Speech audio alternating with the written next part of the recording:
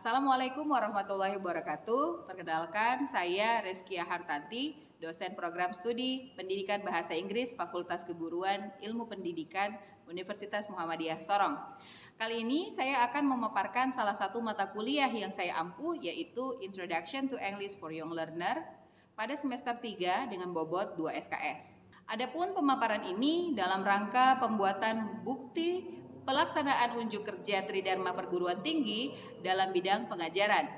Dalam mata kuliah ini, saya menggunakan pendekatan DIA, Delivery, Interaction, dan Assessment. Delivery adalah bagaimana cara saya menjelaskan materi perkuliahan yang saya bawakan. Interaction, bagaimana cara saya menjalin interaksi dalam proses pembelajaran dengan mahasiswa. Dan assessment, bagaimana cara saya mengukur kemampuan mahasiswa secara objektif. Selanjutnya, saya akan menjelaskan deskripsi singkat kemampuan yang diharapkan, sistem pembelajaran, dan asesmen pada mata kuliah Introduction to English for Young Learner. Mata kuliah ini berbasis kompetensi yang diarahkan untuk memperkenalkan konsep-konsep pengajaran bahasa Inggris bagi anak usia dini dan usia sekolah dasar. Dalam mata kuliah ini, mahasiswa diperkenalkan dengan berbagai media penunjang dalam pembelajaran bahasa Inggris, classroom language, serta permasalahan yang sering dihadapi siswa dan bagaimana menentukan solusi untuk penyelesaian masalah.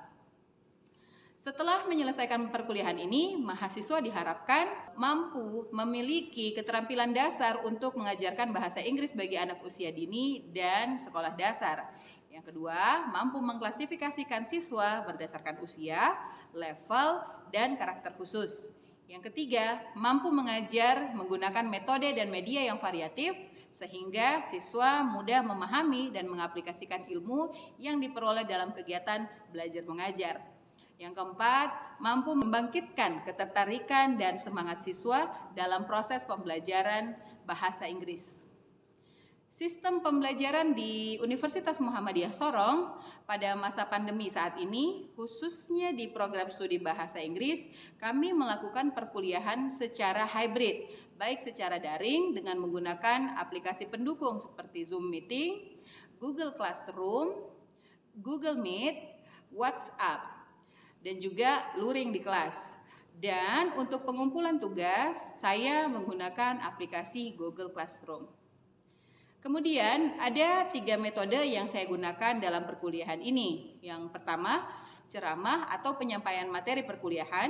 Yang kedua, grup diskusi. Dan yang ketiga, micro teaching. Untuk asesmen, pada awal perkuliahan saya telah menjelaskan kontrak perkuliahan yang kemudian disepakati bersama oleh mahasiswa dan saya selaku pengajar. Berikut adalah komponen penilaian yang saya sampaikan di awal perkuliahan berupa tugas sebesar 15%, micro teaching sebesar 20%, kuis sebesar 10%, ujian tengah semester sebesar 25%, ujian akhir semester sebesar 30%. Dan mahasiswa wajib hadir sebanyak 75% dari jumlah pertemuan yang diadakan sebagai prasyarat untuk mengikuti ujian akhir semester. Berikut adalah pokok pembahasan yang saya berikan pada mahasiswa. Pertama, younger and older learners characteristic. Yang kedua, theories of children cognitive development. Yang ketiga, how children learn first and second language. Yang keempat, the using of mother tongue in English language teaching. Yang kelima, learning English at school in Indonesian context. Yang keenam, teacher's talk and effective instruction on teaching English for young learner. Yang ketujuh, learning English through songs, games, stories, arts, and crafts. Dan yang kedelapan, instructional media and teaching aids by using visual media and audiovisual media. Dan selanjutnya adalah cuplikan pengajaran saya pada mata kuliah Introduction to English for Young Learners secara daring dengan menggunakan aplikasi Zoom Meeting. Assalamualaikum warahmatullahi wabarakatuh. Waalaikumsalam Waalaikumsalam warahmatullahi wabarakatuh, Mem. Mem. Good afternoon. Bagaimana kabarnya hari ini? Sehat-sehat? Mem. Oke. Baik, Mem. Baik para Mem. Alhamdulillah. Oke, Mem berharap hari ini kalian dalam keadaan sehat semuanya ya, sehingga perkuliahan ini bisa berjalan lancar sampai waktunya selesai sebentar. Di pertemuan ketiga ini kita akan sama-sama membahas tentang children's cognitive development. Harapannya setelah kita mempelajari atau membahas sama-sama tentang children's cognitive development, nantinya adik-adik mahasiswa akan mampu memahami teori perkembangan kognitif anak menurut para ahli. Selanjutnya, pada pertemuan kali ini saya menggunakan dua sumber ya. Yang pertama adalah buku milik Carol Gerard Mooney yang berjudul Theories of Childhood. This is the second edition, an introduction to Dewey, Montessori, Erikson, Piaget, and Vygotsky. Dan untuk buku yang kedua yaitu Teaching Language to Young Learners. Ini buku milik dari Cameron Line tahun 2001. Mekanisme perkuliahan kita untuk kali ini yaitu yang pertama adalah penyampaian materi, yang kedua diskusi, dan untuk yang bagian kedua ini, jika di saat saya menyampaikan materi nantinya ada hal yang memang ingin ditanyakan, bisa teman-teman langsung tanyakan ya, tanpa harus menunggu selesai penyampaian materi dari saya. Jadi kita bisa saling sharing di saat saya menyampaikan materi nanti. Dan yang di bagian ketiga adalah penugasan. We are going to discuss about the children's cognitive development. Before we comes into the cognitive development from some expert, the first thing you should to know is what is the definition, the cognitive development.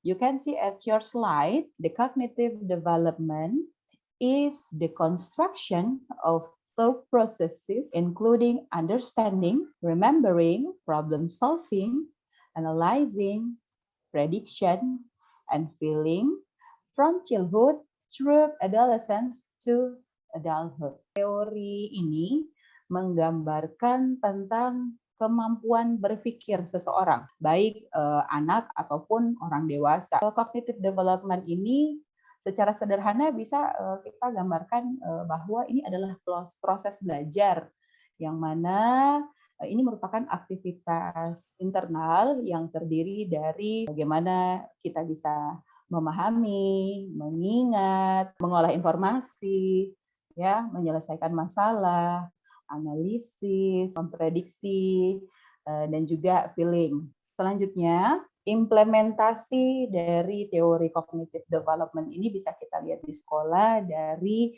bagaimana cara seorang guru menyampaikan materinya di saat proses pembelajaran dengan menggunakan bahasa yang mudah dipahami oleh muridnya.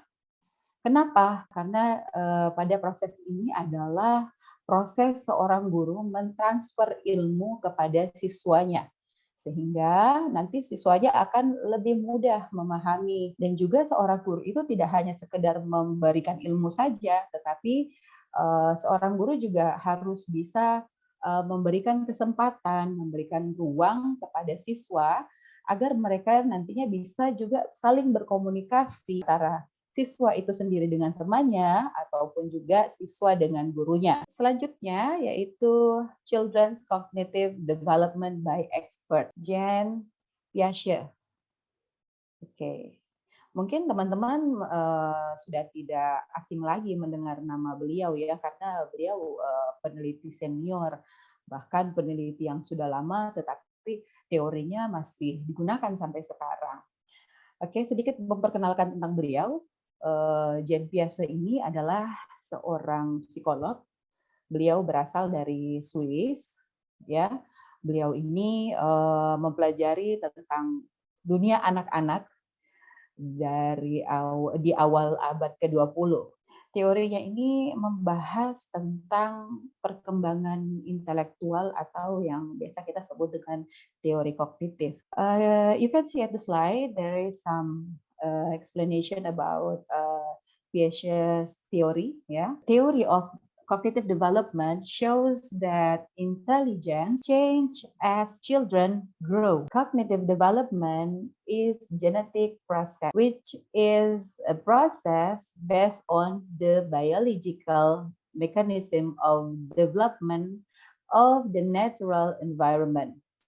When individuals develop toward maturity, they will experience biological adaptation to their environment. Piaget menunjukkan bahwa kecerdasan seseorang atau kecerdasan anak itu berubah, ya, berubah seiring dengan pertumbuhannya. Kan hanya tentang bagaimana dia memperoleh ilmu atau pengetahuan, tetapi anak tersebut juga harus bisa mengembangkan atau membangun mentalnya, ya, sehingga kemampuan kognitifnya ini dapat berkembang dengan baik juga. Kita lihat pada slide yang selanjutnya. Secara garis besar, beliau membagi teori perkembangan kognitif pada anak itu ke dalam stage. Yang pertama itu adalah sensory motor stage, yang kedua adalah pre-operational stage, yang ketiga concrete operational stage, dan yang keempat adalah formal operational stage.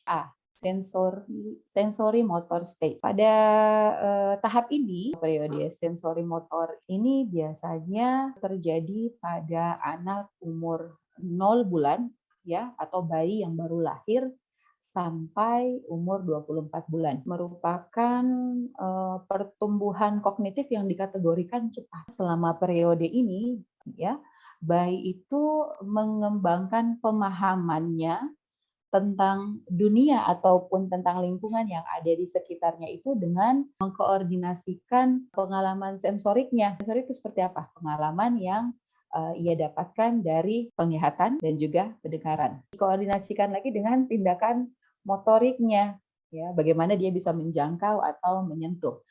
Inilah yang menjadi alasan kenapa pada tahap pertama ini disebut dengan sensory motor stage. Di sini ada yang mau ditanyakan?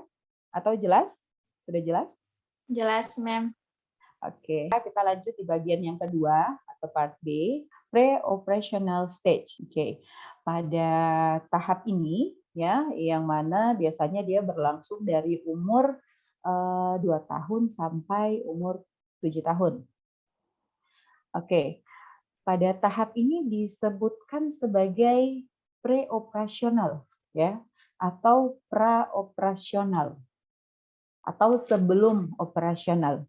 Ini yang dimaksudkan operasional ini di sini sebenarnya adalah kognitif dari anak itu, ya, kemampuan dari berpikir anak yang berpikir dari anak tersebut, ya, operasional ini. Jadi di sini pre-operasional fase sebelum kemampuan berpikir anak itu berkembang secara baik, ya. Bukan berarti anak-anak anak-anak yang berada pada umur 2 sampai 7 tahun itu belum bisa berpikir secara baik. No, bukan. Tetapi cara berpikir mereka itu belum seoptimal seperti halnya sama dengan orang dewasa. Ya, jadi perkembangannya itu belum kita bisa bilang bahwa perkembangannya itu belum matang gitu, ya. Belum bisa kita samakan dengan hasil pemikiran orang dewasa. Oke, sudah jelas ya tadi di bagian atas bahwa pada tahap ini itu berlangsung sekitar pada anak-anak berumur 2 sampai 7 tahun. Ya. Tetapi pada anak-anak yang berada pada umur 2 sampai 7 tahun ini tingkat berpikir mereka itu masih bisa dikategorikan dalam tingkatan simbolik, ya.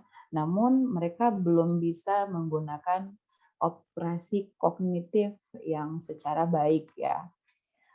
Dan anak-anak ini juga mereka belum bisa berkonsentrasi. Maksudnya dalam hal ini adalah mereka belum bisa berkonsentrasi secara optimal.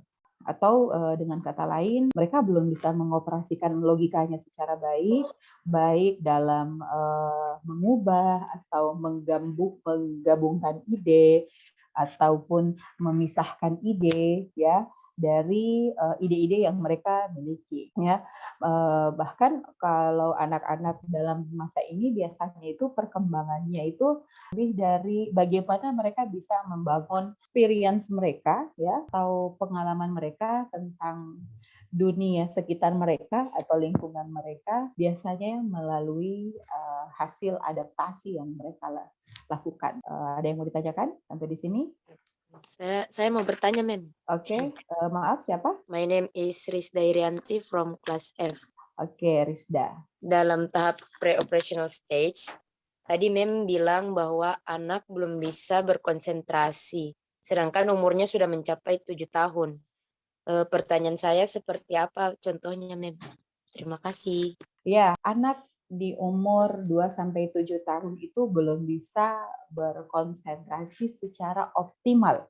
Ya, kita perlu garis bawahi ada berkonsentrasi secara optimal. Contohnya seperti ini. Biasanya kalau kita lihat adik-adik perempuan ya, mungkin yang pada usia 5-7 tahun, kalau diajak sama ibunya ke department store, lalu diberi kesempatan untuk memilih baju. Anak-anak sukanya, anak perempuan sukanya tuh baju yang seperti apa?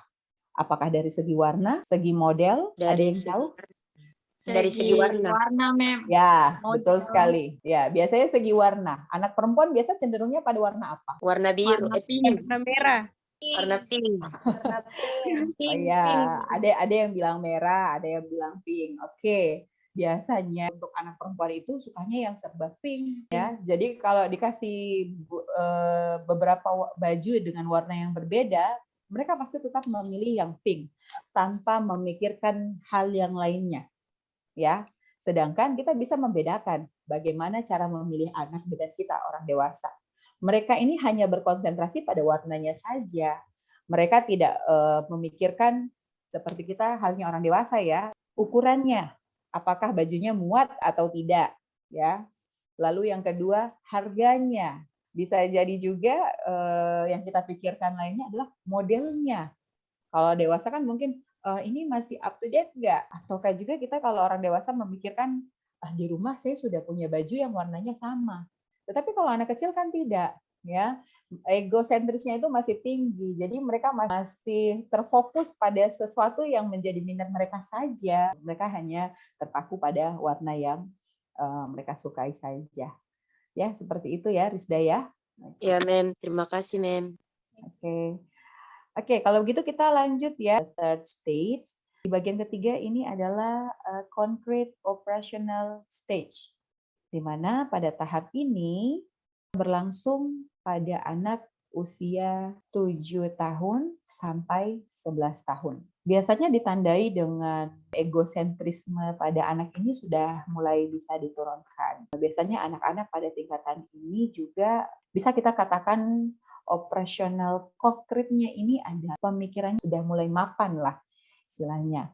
Mereka sudah bisa berpikir menggunakan logika ya, dan mereka juga sudah mulai bisa membuat kesimpulan yang diambil pun itu juga kesimpulan yang logis ya, seperti halnya orang-orang dewasa.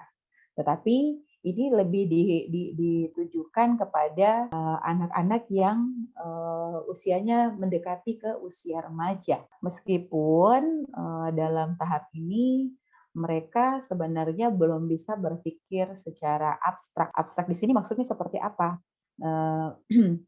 Contohnya abstrak di sini adalah anak-anak itu masih butuh benda konkret yang bisa membantu mereka untuk berpikir.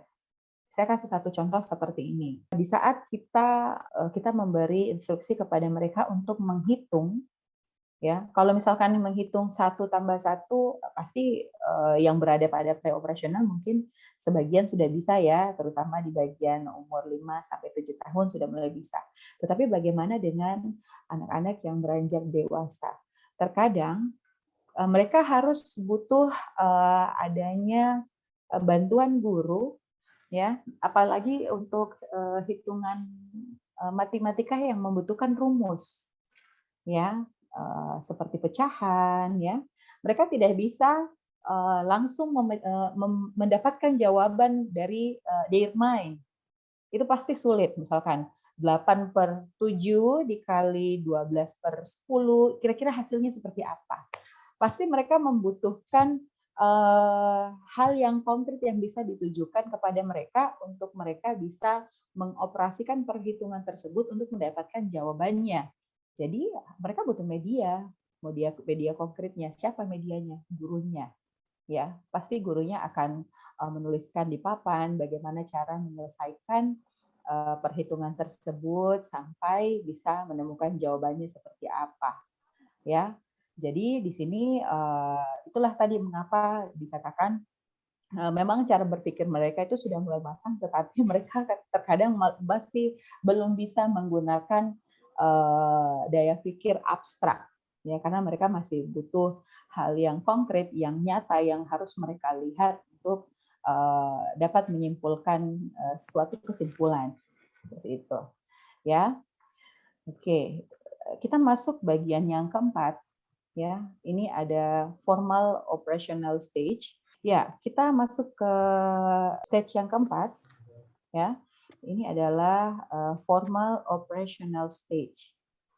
Pada tahap ini biasanya dimulai dari umur 12 tahun hingga dewasa, ya, di mana pada tahap ini mereka, ya, mungkin kita sudah bisa katakan mereka sebagai golongan remaja, ya. Para remaja ini sudah memperoleh kemampuan untuk berpikir secara abstrak, bahkan mereka juga sudah bisa memanipulasi ide-ide yang mereka miliki, ya. Mereka juga sudah mulai bisa berpikir secara logis, kreatif, inovatif, ya.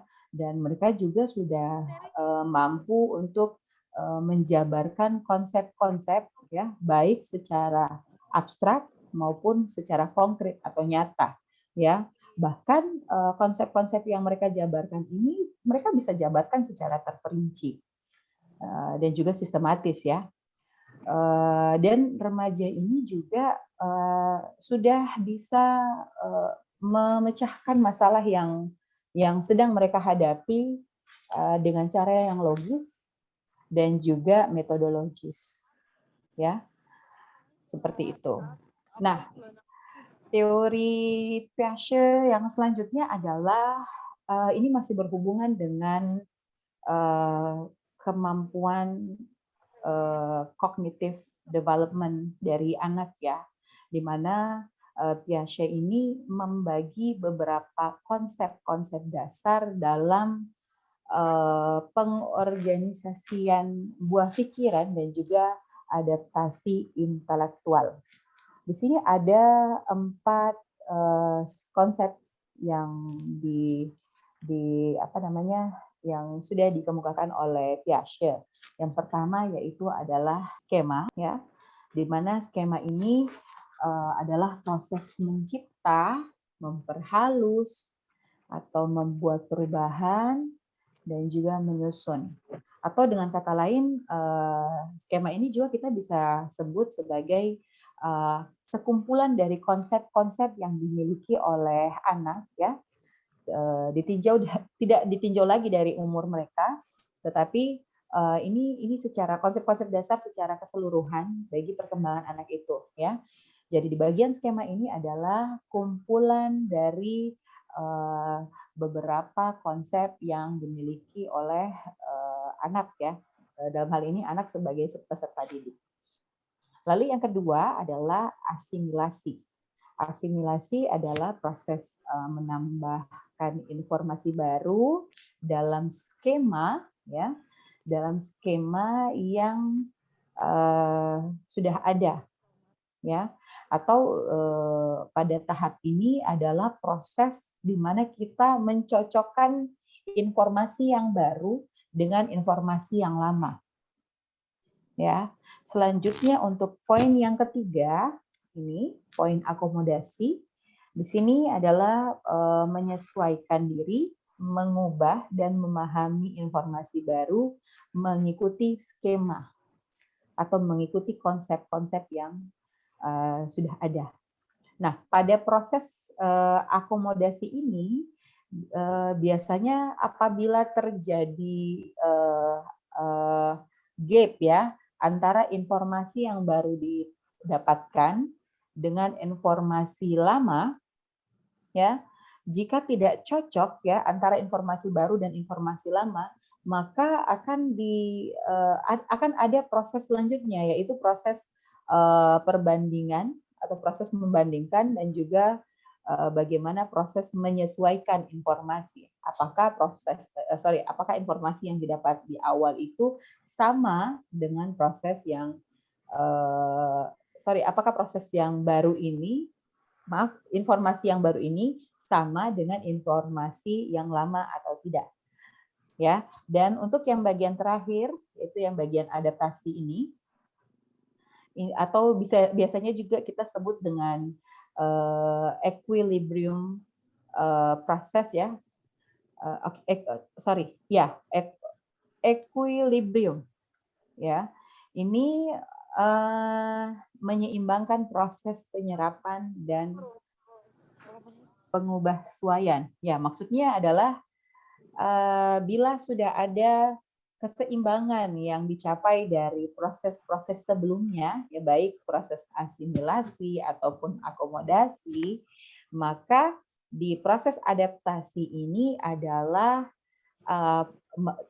di sini adalah tahap siswa atau sang pembelajar ini sudah bisa menerima informasi baru yang baru mereka dapatkan tanpa perlu ada lagi cross check lagi tentang informasi-informasi yang mereka dapat sebelumnya.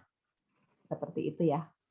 Oke, mungkin sekian ya materi kita untuk hari ini.